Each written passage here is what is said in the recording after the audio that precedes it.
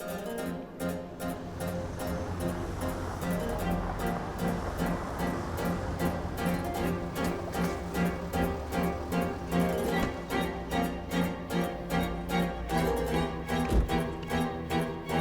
nearby Bergamo, Igor found me a Stradivari violin to play. It's owned by a Swiss bank and is now for sale for $15 million. The mayor wanted to bring it to me himself to play at the Church of San Pietro.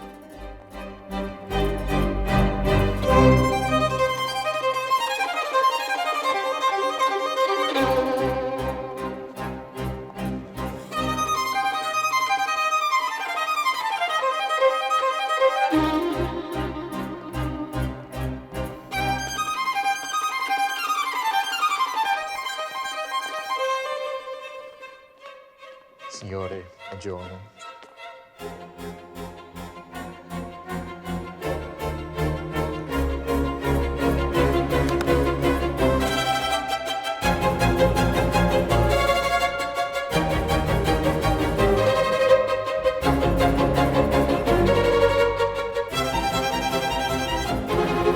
Looks very nice. Yeah, it looks Very, very good condition. well too. preserved. Yeah. Let's try if it works.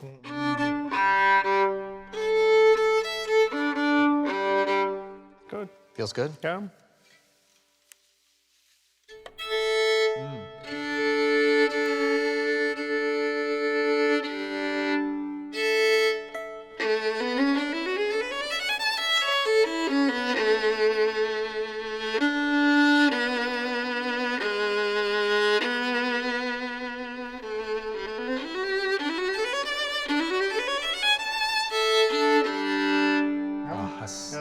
There's nothing like a Strad. You hear the quality, this incredible. They don't make them like this anymore, do they? No, no way. Genius is genius. He was the best in 1714. He was the best in 1737 when he died, and he's still the best. And he will stay the best. I think I'd like to play a couple of notes on this. Yeah, yeah.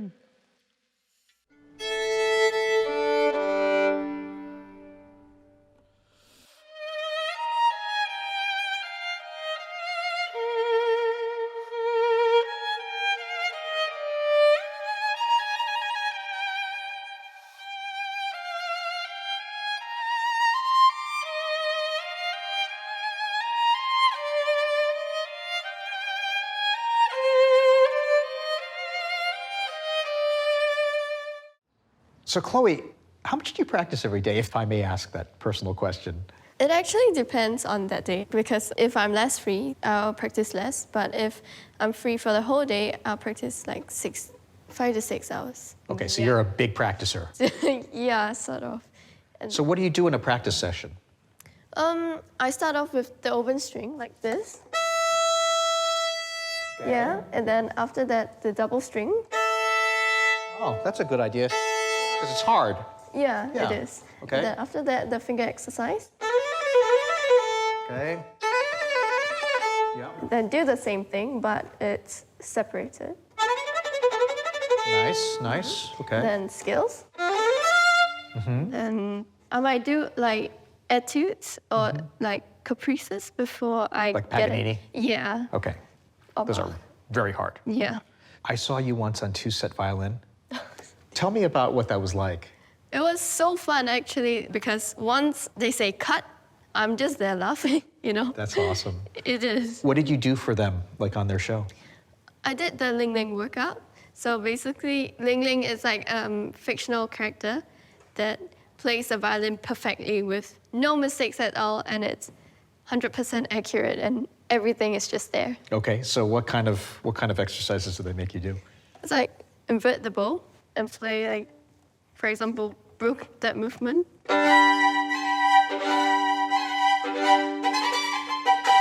God, let's see if I can do that.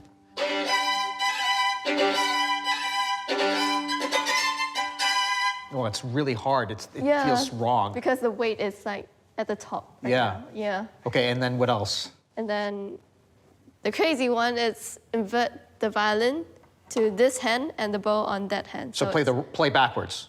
opposite. Yeah. Okay. Okay, let's see if we can do that. Oh my God. This is totally ridiculous. What do you want to play? Twinkle. Twinkle? All right, start on A. Yeah. All right, ready?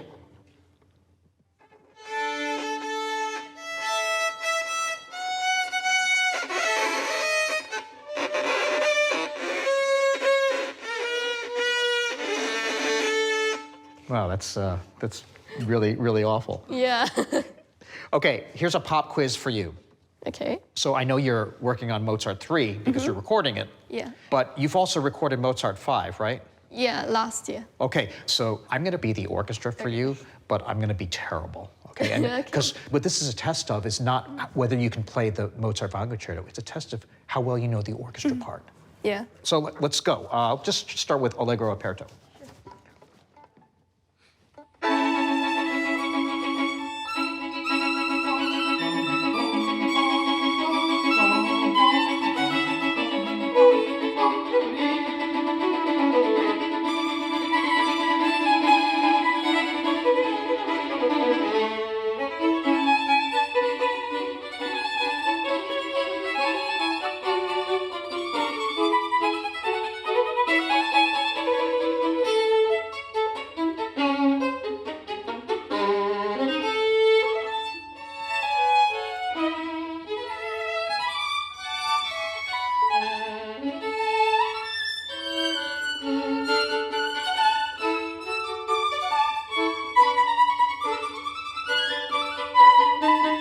Well, bravo, you played nearly flawlessly, and I played in the wrong key, and I rushed and I dragged, so you pass. Thank you.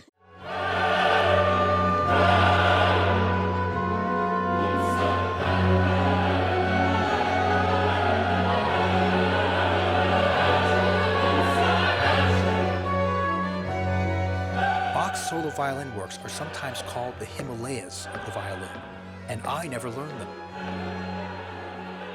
So I came to Germany to figure out not just how to play them, but how Bach would want me to play them. Many consider this collection of work the most perfect writing for the violin. To attempt them, I borrowed the perfect violin, the 1714 Leonora Jackson Stradivarius. And I wanted to start with the most famous work of them all.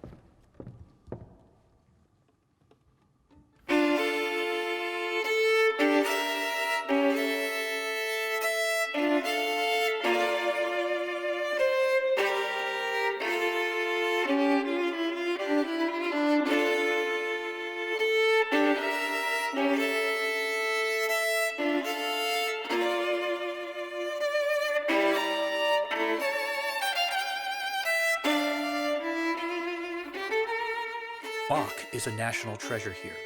So I headed to Germany's National Concert Hall to talk to Alice Sarah Ott, the brilliant German-Japanese pianist. It's this way. It's a bit like a labyrinth here. Alice won a Bach competition when she was 15, so I hoped she could help me understand the chaconne. It's fitting we were headed down to the basement to get to the bottom of this dark music. Wow. And so you get to try these pianos and pick the one you want to play in the concert. Yes, exactly. Yeah, so there's three Steinways, yeah, and then I would pick one of those. Great. It's actually quite nice, yeah. So Alice, I'm here in Germany because my entire life I've avoided playing the Bach partitas for solo violin. Really? And I decided, well, you know, before I die, I better play them. So you play these pieces on the piano, right? Yes, Busoni has written an arrangement, also Brahms. So it's easier, right, on the piano? It is easier when it comes to chords. Uh-huh. It is not really easy to play because it's still not. 20 minutes, no, what is it, 20 minutes of music? Right. And it's like a prayer. Scott, could you actually play the very end of the chaconne for me, the last 2-3 bars? Sure. That would be nice.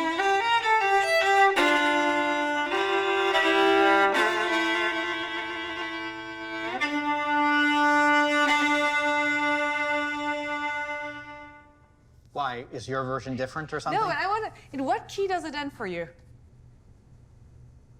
Ambiguous, an ambiguous key, sort of D, could be D major, but I guess I think of it in D minor.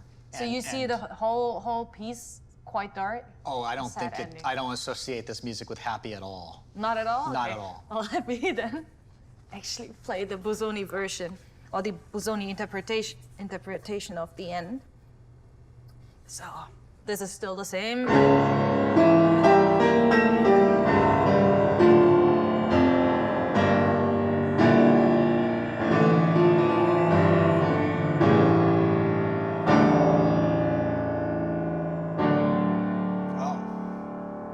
Instead of What are we going to be playing today? Well, today we're going to play Tierra Querida, a wonderful tango by Julio De Caro. Anyone that loves tango loves this piece. And it's an important piece because Piazzolla recorded it with his first orchestra. It's a piece that you need to know if you want to know tango. Nice. Well, I don't know tango because even though I can play the violin, I don't know how to do it like he can do it. So he needs to teach me. Yeah, well, he knows everything, so you can show him your secrets. Bueno, acá también tenemos los portamentos, ¿sí? Vamos a ver este pasaje, por ejemplo.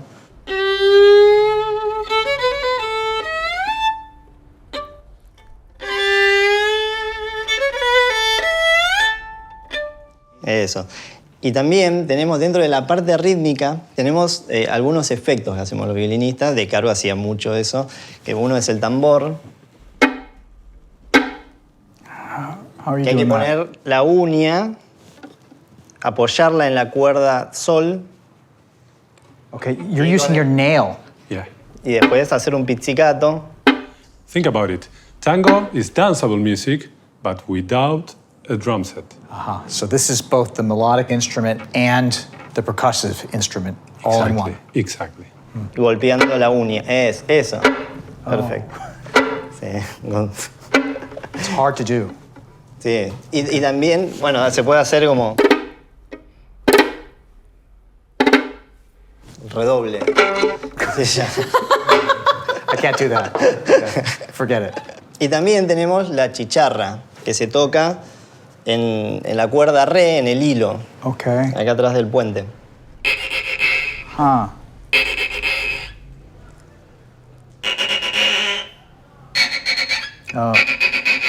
Eso. Oh, wow. Where you put the bow. When I've played Piazzolla before, I've always tried to make that noise, but I've done it here, and it always sounded like somebody mopping the floor. I didn't realize it was on the D string, and I didn't realize that it matters where you place your bow. So, can you do yours again? Una vez más, por favor. Sí.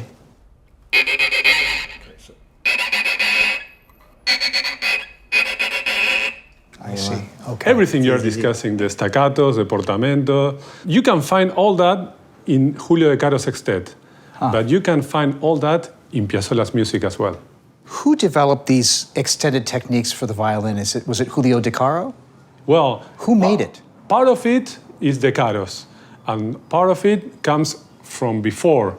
Because this is really very inventive to use the violin that way. This is not how you're supposed to use the violin. No. But it sounds good. Yeah. We love to do what's wrong with our instruments, you know, like great. go against the academia sometimes to make it our own.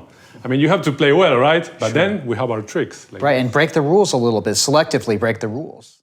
So, are they also playing the rags that you showed me earlier? So the rhythm element isn't rag, it's called tal. Tal. Yeah, and so tal is like a rhythmic cycle in Hindustani music, similar to a group of measures or a single measure in Western classical music. And each one, just like rag, also have these beautiful sound profiles. You know, there are lower beats, there are higher beats, there are beats that are a little more sharp, beats that are a little kind of more open. And so just in the same way that rag is very poetic, tal is also very poetic. Interesting. So, can you show me a tal? Yes, but before that, I just want to show you what makes the tal, the syllables of tabla. If I say na, if I say tun, if I say te te, ke, then both hand dha, dhati dha, gena dha, gena dhati dha, gena dha, dhati dha, gena dha, gena dha.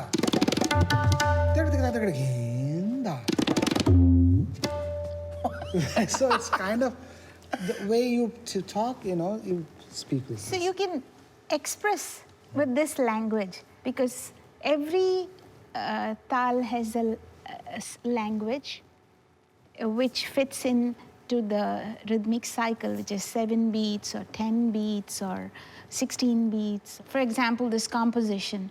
Do, le, re, jo, ba, na, ma, de, ma. That's the one.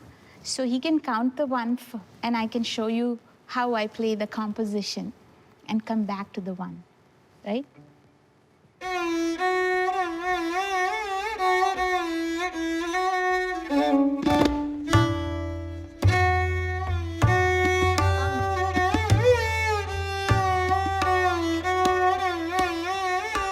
Starting 14, 15, 16, 1.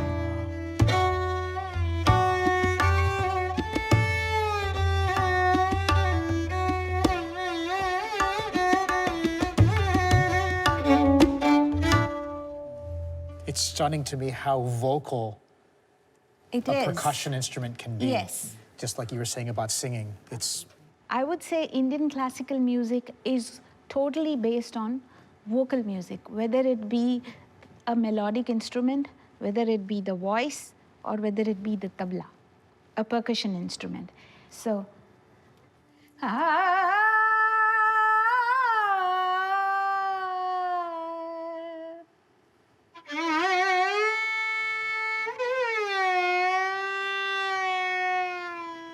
it's amazing to me how easy it is for you to do that with your left hand Yeah. that you do with your vocal cords.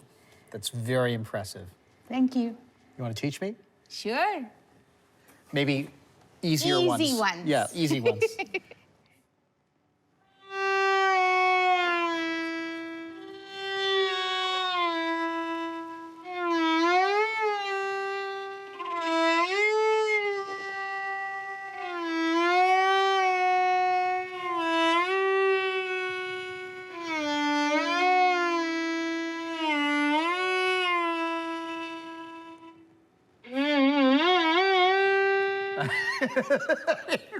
That's too hard. Next lesson. I gotta study.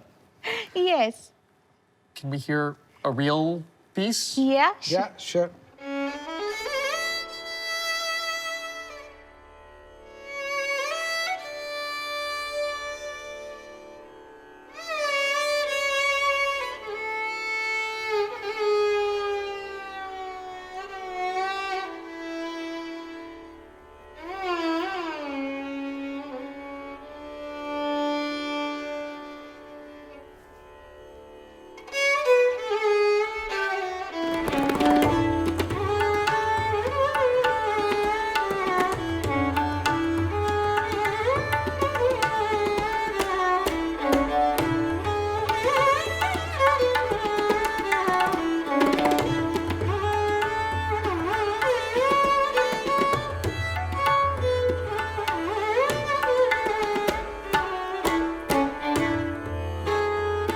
Now I get it. Rag is the scale, tal is the rhythm. There are the Indian versions of key and time signature shaped by Indian vocal music. Reena draws from these to give her music its unique sound.